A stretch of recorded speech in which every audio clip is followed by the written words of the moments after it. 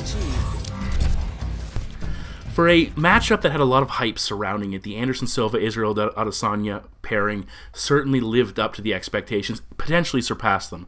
We saw a great exchange of talent. We didn't get to see a nasty knockout, which I was fine with. I ultimately suggested you bet on Israel Adesanya by decision, which worked out.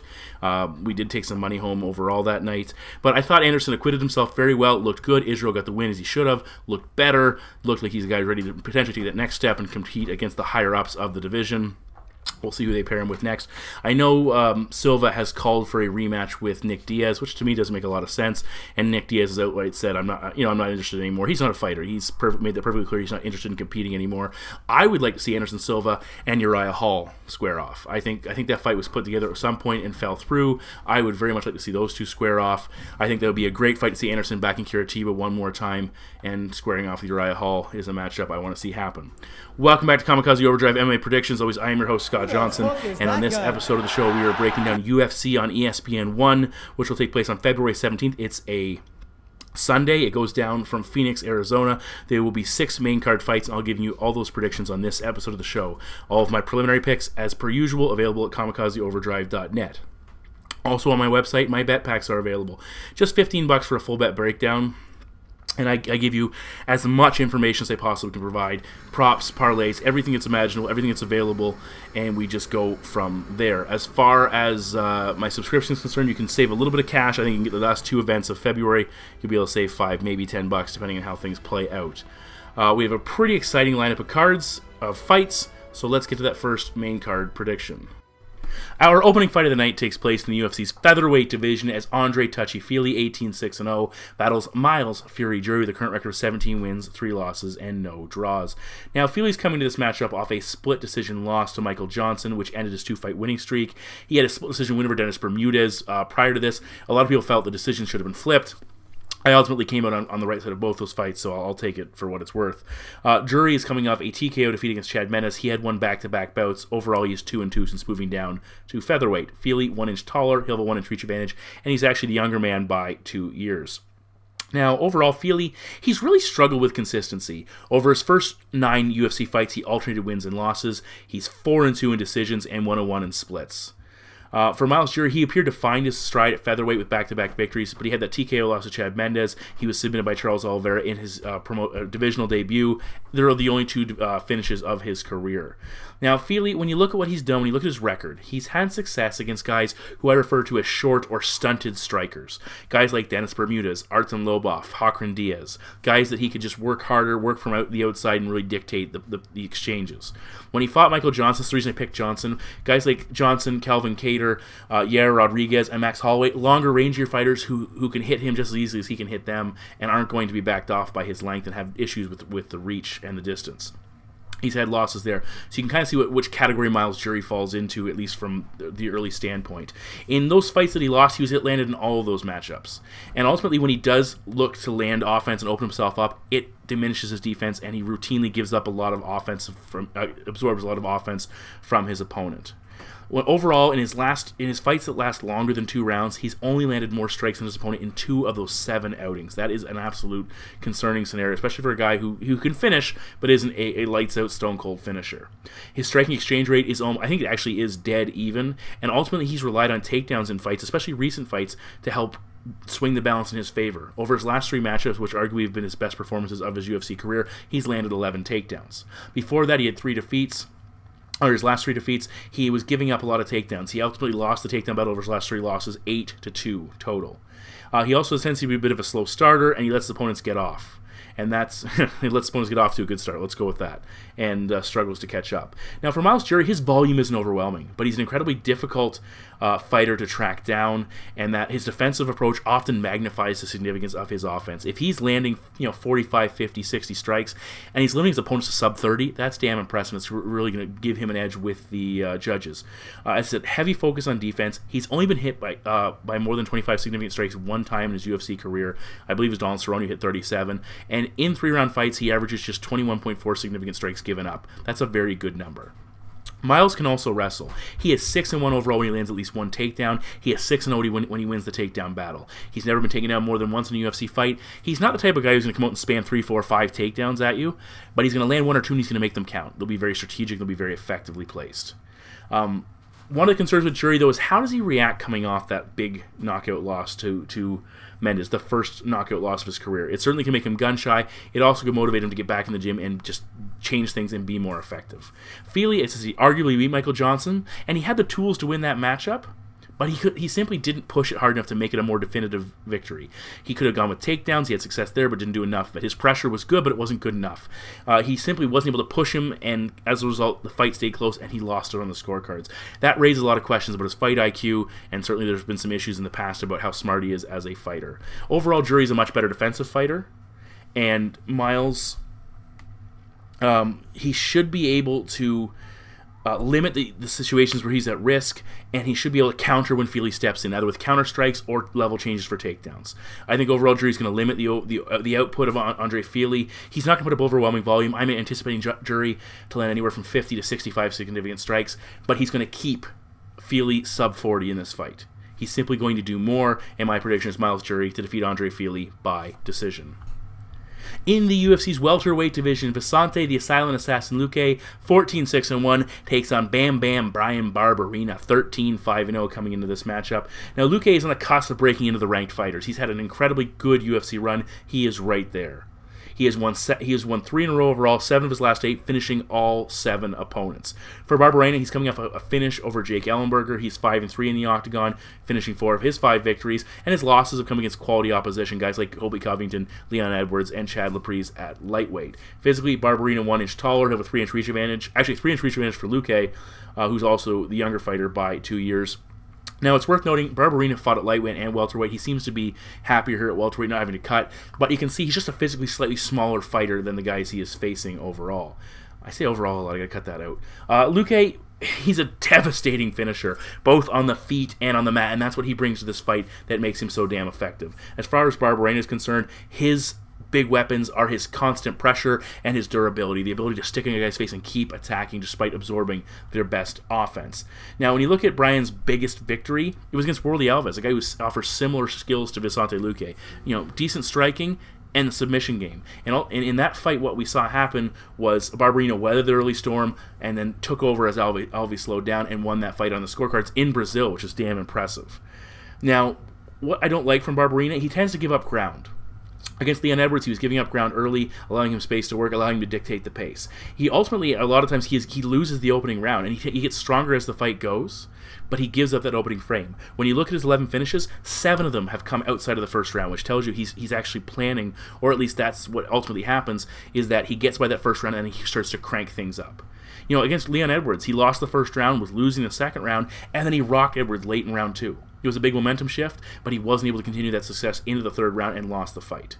And you know, when you look at his decision record, you can see it's indicative of a fighter who fights like that. He is 2-4 in decisions, including 1-3 in the UFC. And it's because if he's giving fights away early, if his opponent doesn't fade or he can't finish them, he's going to struggle to win with the judges. He's also had some issues with takedowns and grappling-centric fighters. Edwards landed 3 takedowns and really used it to short-circuit Barberena in the third round. Colby Covington dominated them out with 12 takedowns. And even Joe Ellenberger in his debut landed 3 against him.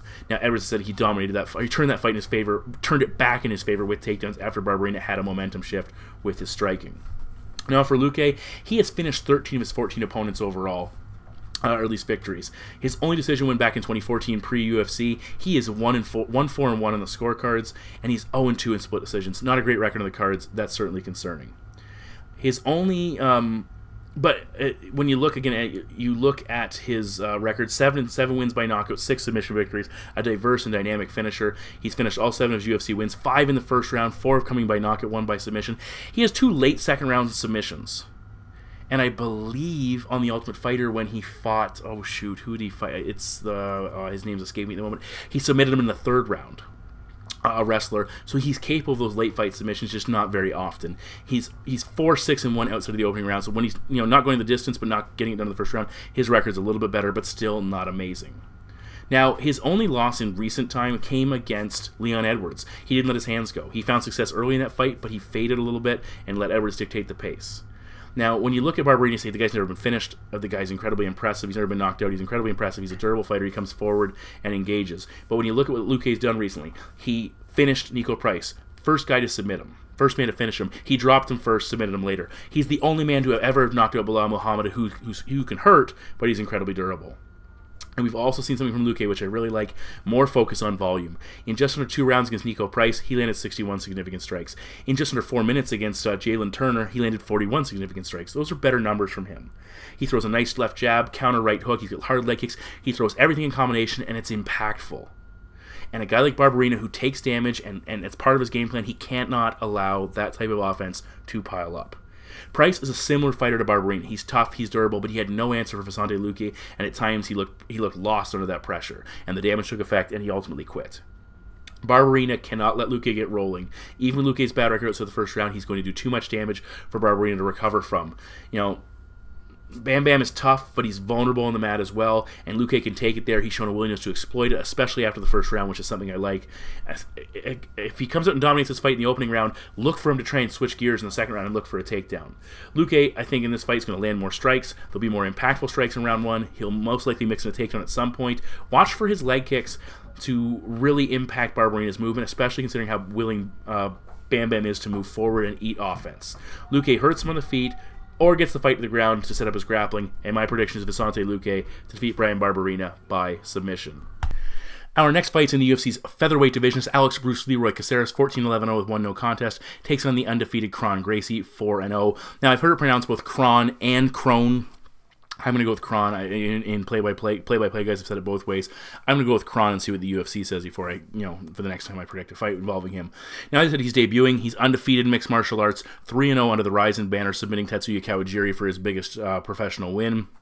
He has that big name, Gracie, walking into the octagon. He's the youngest son of Hicks and Gracie. He trains with the Diaz brothers. So despite being just 4-0, he's not a green, relatively unknown fighter. He's got a lot of experience coming into this fight, especially with his grappling combat. Now, for Caceres, he has won a split decision from Martin Bravo in his last fight. He has won just 1 of his last 3 outings. 4-6 overall in his last 10 in the UFC. So not a great record, but he's capable of picking up victories when needed. He's an inch taller. They're almost the same age. And Gracie hasn't fought in mixed martial arts in 26 months. That's a long layoff. Now, Gracie, he's a judo black belt, but he's made his name on his jiu-jitsu. An elite level black belt who's going to competitions, submitting other black belts and making it look easy. He's a highly decorated grappler. And not surprisingly, all 4 of his UFC wins have come by submission. You look at his record, 3 have come in the opening round, and he submitted Kawajiri in the second round. But it's worth noting one of his first-round submissions came under the Ryzen rules, which is a 10-minute first round. It came at the 9:45 mark, so that's basically like fighting for 2 consecutive rounds. Now, Gracie fought Hideo Takoro under the Ryzen banner, who has 6 losses by submission. He arguably is a bantamweight, or at least has fought at bantamweight before, and his overall record is 34-30. And here against Caceres, who's got 6 losses by submission, you have to wonder if the promotions are looking to get him going and are picking opponents that certainly match up well with him as far as what he does well versus where they are vulnerable. Clearly, his forte is grappling. He's going to want to grapple. He moves forward looking to close and engage. He'll land some trips from the clinch position. He did right hand a couple shots in his fights. Against Kawajiri, though, he had to pull guard on a couple of occasions, which ultimately worked out for him against a heavy wrestler. That's strange, but it did work for him. In the clinch, if he can't get the fight to the ground, he'll use lots of dirty boxing and clinch fighting, trying to get that in a position to get the fight takedown. And on the mat, his punching game is pretty decent. He'll throw some decent power looking to get his opponent to make a mistake or open up, and there he can work a submission. He has a very offensive guard from his back. He will attack from any position. There have been scenarios where he's lost control of his opponent, and they've been able to get into a better position or escape something. And that's a concern, especially considering the layoff. And a guy like Alex Caceres, you get him in a bad spot, and then you can't finish him or you can't control him, and then he gets up, and you start to get tired, he's going to exploit that. That has to be a huge red flag coming into this fight. Now, he trains with the Diaz brothers, so that suggests his cardio should be good. His striking game is serviceable, but again, it's not his forte. He's going to want to get this fight to the ground. Now for Caceres, he's a very unorthodox fighter. He's willing to engage his opponent almost anywhere. He almost takes pride in his ability to beat his opponent, or at least face his opponent in their area of dominance. But it's also cost him significantly. He's been submitted 4 times in the UFC, and he's been taken down in 15 of his 19 octagon appearances. So the big question for him is, how does Alex win this fight? To me, he needs to keep Kron at range and just poke away at him. Pop, pop, pop, pop, pop. Little shots here and there. You know, kicks to the body, make him chase you, make him get frustrated, make him get exhausted. Force him to work hard, take advantage of his lack of MMA experience and that time away, test his cardio. Caceres might have to lose the opening round and make some scrambles and do his best not to get submitted to tire him out and then get that fight back to the feet and go to work from there. Ultimately, I think what's going to happen, though, is that Caceres is simply too willing or unable to stop the takedowns, and we're going to see the fight eventually hit the floor. Gracie's going to move forward. He'll be unchecked. He'll pass through his guard, probably work to his back, possibly use some strikes to set it up. And we have seen Caceres shut down when he gets hit with some power strikes. He's just not the same fighter. I think Kron Gracie's going to do some damage on the mat, and my prediction is Kron Gracie to defeat Alex Caceres by submission. Moving right along, we have a fantastic women's fight, and as we are in the UFC strawweight division, as the 11th ranked Cortney Cast Iron Casey, 8-5-0, takes on the 12th ranked Cynthia Calvillo with a current record of 6 wins and 1 loss. Now, Calvillo is coming to this fight having rebounded nicely from her first loss of her career with a submission win over Poliana Bontello. She is 4-1 in the UFC overall and closing in on a title shot. I think she's 1 or 2 big wins away from getting that opportunity. She's very marketable, and they've promoted her as such. For Casey, she has had a very competitive run in the octagon. She's coming up to split decision win over her former Invicta fighter and champion Angela Hill, but overall her record is 4-5, so not great, but always competitive. She is a bigger 115-pounder. She's 3 inches taller than Calvillo. She'll have a 3-inch reach advantage, and they are the same age. Now, Casey's striking has really improved, and she's put up some decent volume in recent fights. 111 against Angela Hill, 91 against Felice Herrig, 103 against Jessica Aguilar. Very impressive numbers. But overall, she is 2-6 in fights that go outside of the first round, including a 1-2 record in split decisions. She tends to be a very quick starter, but she will fade a little. Not nearly as busy in rounds 2 or 3. She's not exhausted and gasping for air and struggling, but she's just not the same fighter in the second, third round with a slight drop-off in activity, magnified if her opponent can pick it up. The other big concern for her has been her defensive ground game. Now, she did submit Randa Marcos, catching her in a scramble, and she's 3-1 in fights ended by submission, but it has been a point of vulnerability. She's given up at least 1 takedown in 4 of her 5 UFC defeats against Michelle Watterson. She got taken down 3 times. Claudia Gadelha took her down 6 times. Even JoJo Calderwood, way back in her debut, took her down on 3 occasions. And on the flip side of things, even in her victories, she's had 4 UFC wins, she's given up 6 takedowns, so this girl can be taken off her feet. Now, Calvillo's focus so far has been almost 100% ground-centric. She wants to take her opponents down. She comes from a grappling base, jiu-jitsu and wrestling. She trains with Team Alpha Male. It's not much of a shock to see what she wants to do. She's taken down all of her UFC opponents. Now, she's never landed more than 2 takedowns in a fight, but a lot of times it's because she gets the fight to the ground and she finishes. 3 of her 4 UFC wins have come by submission. Her other one coming over Calderwood by decision. She's good in a scramble. She's an excellent transition grappler. She loves that headlock to control her opponent and set up her next move. She will attack off her back and chain submissions together. And if she gets her opponent's back, they are in serious trouble. Against Bontello, she grabbed a couple of kicks for takedowns, which worked out, especially in the second one. She smothered her, landed a lot of ground and pound, busted her up, exhausted her, passed her guard, and just overwhelmed her with pressure before finishing her. Now, her striking is her weakest point, and if Casey can stay vertical, she can absolutely win this fight. But that's a big ask for her, considering what she brings to the table and what Calvillo brings to the table. Unfortunately, with Casey having been taken down by almost every opponent she's faced, Calvillo's going to get her to the mat, and if Calvillo gets her to the mat, she's going to have success. She's going to wear her out, and it's going to make Casey far less effective as the fight progresses, if the fight progresses beyond the opening frame. I think Calvillo's going to counter that forward pressure from Casey with takedowns. She's going to smother her. She's going to work to her back, and my prediction is Cynthia Calvillo to defeat Cortney Casey by submission. In the co-main event of the evening, we're in the UFC's lightweight divisions. The 10th-ranked James, the Texecutioner Vick, 13-2-0, battles the Irish Dragon Paul Felder, 15 wins and 4 losses. Now, this fight was originally scheduled to go down in July. Vick pulled out 2 weeks prior to accept a higher-profile fight with Justin Gaethje. It did not work out in his favor. He lost. Felder then jumped up to a pay-per-view opportunity that eventually got onto the main card, and he lost in a welterweight fight against Platinum Mike Perry. So again, both guys coming off defeats that they had in fights they weren't scheduled to take but ultimately jumped into. Now, Felder dropped a split decision to Perry, as I mentioned. It was a very rough loss, very physical. He was in the fight, it didn't go his way.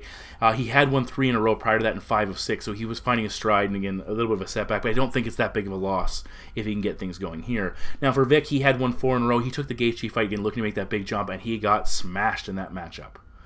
Physically, Vick, 4 inches taller, he'll have a sizable 6-inch reach advantage, and he's the younger fighter by 3 years. Vick is very big for lightweight. It is shocking to see how big he is and that he makes 155 pounds. And over his recent fights, especially as the fight progresses, he's been using his size much more effectively. And that is key for a big man like him to make it count. Now, Felder's loss was rough, but he's a type of fighter, and he's done well. If he can get this win at lightweight, he gets right back going. He gets that momentum built back up, and he showcases that he is a fighter that is worth focusing on going forward. Now, for Vick, bit of a mental setback. He was calling for that big fight, and he lost it. Now, he did win 4 in a row after getting knocked out by Benito Dariush. Can he find similar success here and get himself rolling again? Now, James Vick does a very good job of limiting his opponent's offense. When you look at the guys he's fought recently, they haven't put up a lot of volume against him. Francisco Trinaldo landed 26 strikes, Joe Duffy landed 25, Reyes 16, Abel Trujillo just 11. He really shut those guys down. When he finds his range, which seems to take him about half a round to do, he has a very hard right jab, he works those low kicks in well, and he does a good job of turning the pressure in his favor. He picks up the work rate, and finally his opponents see that, oh, suddenly we're backing up, and we're having trouble changing gears, and Vick is coming on. And he's hitting us from a range we can't hit him with. He switches stances frequently, and he throws a kick-heavy offense. We saw that against Gaethje early. We saw it against Francisco Trinaldo. It worked against Trinaldo. It did not work so much against Gaethje. That's certainly worth noting here. Now, opponents have had success pressuring him. Duffy pressured him in round 1. Trinaldo had similar success. Gaethje was able to move forward, landed some strikes, and eventually knocked him out along the cage. But at the same time, when they're moving forward, when they're pressuring, they're having trouble landing with consistency. They're having trouble finding that offense, and they're having trouble reaching him. So they're doing all the work pushing forward, but they're not landing. They're not getting the reward for the efforts. Against Duffy, he was taking some damage from the kicks, and the big right hand of Gaethje was ultimately what put him down. So there is offense that can reach him, but again, he's done a good job of mitigating the damage he does take. As far as takedown defense, he's had some issues. He can get up. He will attack with submissions. He's a capable submission fighter. So if Felder takes him down, he's going to want to be careful in that situation. Now, with Felder, part of his recent success has come from his move from those more flashy techniques to more functional, more high-percentage offense. You know, work things that are going to do damage and are going to land more frequently and take less energy. He offers a variety of kicks, the push kick, oblique kick, turning hook kick, the more traditional kicks we've seen out of fighters. He can do a lot. He likes to work in the clinch with knees and elbows. He dropped Stevie Ray from that position with a hard knee and finished that fight. But ultimately, he's not an overwhelming striker when it comes to volume. He's impactful, but he's not the type of guy who's going to go out there and put 80, 90 strikes on you and just wear you out with his offense. And at times, he's that guy who's looking for those 1 or 2 big opportunities to do damage and potentially find a finish. Now, he does a decent job of keeping pressure on moving forward, but again, he needs to pull the trigger, and that's been a problem with him in the past. One thing I do like is the manner in which he survived the grappling exchanges with Charles Oliveira. He was nearly submitted by Oliveira. He was put in some bad spots. He survived and got the finish, which is damn impressive. Now, Felder overall is the more physical fighter. I think he's going to pressure him. He's going to back him up, but his volume is not there. He's going to fall into a very similar trap to what Francisco Trinaldo did. He's going to follow him. He's going to try and land offense, but it's just not going to be enough. Now, Vick's chin is a major concern. He's not nearly as durable on the feet as Felder is, and, you know, Can Felder reach him? Absolutely. Can he do it and put him down? That's a good question. It sounds like a puncher's chance to me. Vick needs to keep this fight at distance, utilize those kicks and a lot of movement and stance switches to really throw Felder off. Use that volume, outwork him. If Felder can crack him, he can 100% stop him. But I think Vick's going to outwork him here. He's going to get back on track. And my prediction is James Vick to defeat Paul Felder by decision. Could be a narrow one, could be a split, but I'll take Vick on the scorecards. And finally, we move to the main event of the evening in the UFC's heavyweight division as former title challenger and the number 3 ranked Francis the Predator Ngannou, 11-3-0, takes on the returning 2-time heavyweight champion, the 14-2 Cain Velasquez. Now, Velasquez last fought way back at UFC 200 against Travis Brown. It was a first-round TKO victory. He has won 5 of his last 6. For Ngannou, he's coming off an upset win over Curtis Blaydes, a fight I correctly predicted. It was a rematch bout, a second win against Ngannou. It was a big rebound victory from his title fight loss against Stipe and his letdown defeat against Derek Lewis. Now, Ngannou, 3 inches taller than Cain, 6-inch reach advantage, and he's actually 4 years younger than Cain, and Velasquez has been out of action for nearly 2.5 years. That is incredible how long he's been away. Now, that raises that first point we need to talk about. How does Cain look after such a massive layoff? He is also 36 years old. He was, what, 33 and a half when he last fought? That's incredible. He fought Travis Browne in his last fight after a 13-month layoff. The fight before, he fought against Fabricio Verdum for the title after a 20-month layoff. So he's been very inactive overall, but he's had, experience coming back off the layoffs. Mixed results, but still it's not something that's totally foreign to him. Now this fight really comes down to two scenarios, two head-to-head forces. It's Cain's cardio and wrestling against the gigantic, gargantuan punching power of Francis Ngannou. So how does Francis Ngannou win this fight? That's a great question. And the first thing is, what's his takedown defense going to be like? It's been decent, but not perfect. And in this fight, he absolutely needs to defend the shots that are going to come his way. And if he gets taken down, he needs to explode and get back up to his feet right away. He has had success in the past stopping the double leg, not the single leg takedown. Fighters have had success putting him on the mat, and that's why I picked him to beat Curtis Blaydes, because Blaydes used a lot of single leg or double leg takedowns, and Ngannou has the ability to shut that down, where Stipe used a lot of single legs and had success putting him on the mat. Stipe ultimately took him down 6 times in that fight and had success wearing him out and beating him up. Didn't finish him, but he took a wide decision. Overall, Francis has shut down 70% of his opponent's takedown attempts, and again, like Blaydes, he only needs to shut down one and then go to work with his offense if he can, force you to back up, and then suddenly he finds the range and you're in trouble and you're on the defensive. In this fight, he has to counter every level change that Cain throws at him. Utilize that uppercut to kind of keep Cain vertical, lower stance to, shut down those takedown attempts. Don't kick. He can't afford to kick because that's going to allow Cain to grasp onto a leg and put him down. And anytime Cain does get in and commits too long a takedown attempt, land elbows, land strikes, make him pay, make him work hard.